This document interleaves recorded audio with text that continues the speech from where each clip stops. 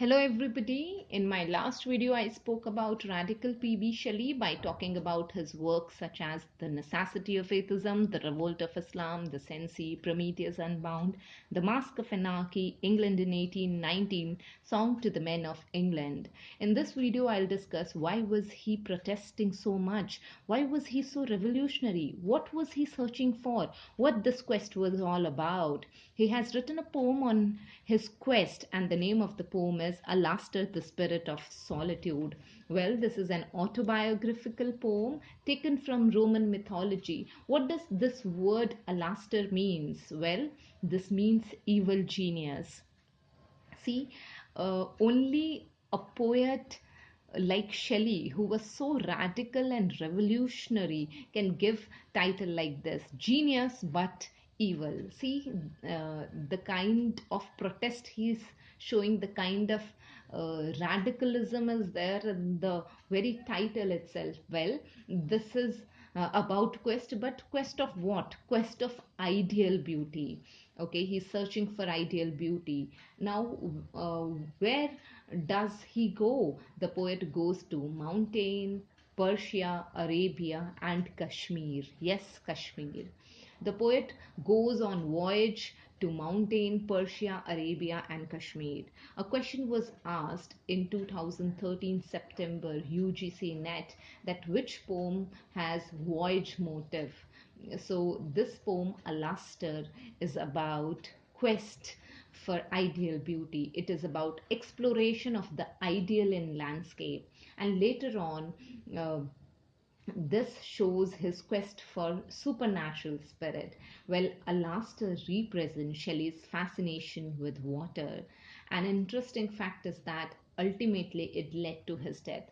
Later on, I'll read a few of his poems in which we can see that in every second or third line there is reference to water.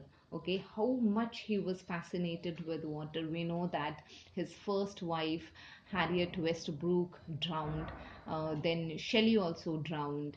And this poem, Alastor, which is about quest for ideal beauty, influenced Keats and Yeats. Keats' Endymion and Yeats' The Wandering of Ossian. In 2013, in some other exam, a question was asked that which poem has quest narrative? Not to forget, it is Alastor, the Spirit of Solitude. So after this quest, what does actually Shelley want? Shelley actually wants a utopian society like our Coleridge wanted, like our Sadeh wanted. They wanted to have pentacocracy. Similarly, Shelley also wanted an ideal society, a utopian society where everybody lives happily. And this he showcases by writing a poem named Queen Mab. The poem Queen Mab is a political as well as philosophical poem. Well, the it has 9 cantos, and look at the title of the poem. I'll definitely comment on the title, Queen Mab. She is queen of dark fairies. Only Keats, a man he's so radical and revolutionary, a poet who is so radical and revolutionary, can only give such titles. Well, Queen Mab also appeared in Shakespeare's Romeo and Juliet. So she's queen of dark fairies. And this was the poem which inspired Wordsworth and Coleridge. I have told you, Wordsworth, Coleridge, Keats, all three of them were inspired by Shelley. Wordsworth and Coleridge were inspired by his Queen Mab, a utopian allegory, and Keats was inspired by Alastor, which was about quest for ideal beauty. Now, in this, he shows his respect for the old and ancient world, as well as he laments the passing of the classical age. In my first video on P.B. Shelley, I have introduced him as classical educated poet. So he says in this poem that uh, the past and present right now is characterized by oppression, injustice, misery, suffering, and this is caused by monarchs, commerce, religion, marriage, church. So he wants to change all this. He wants to have a perfect society in the future. However, the condition of man will be improved. Shelley is so hopeful, and a utopia will emerge, and it will be free from tyranny of kings and barons. That's what he says. And he says, don't be afraid of death.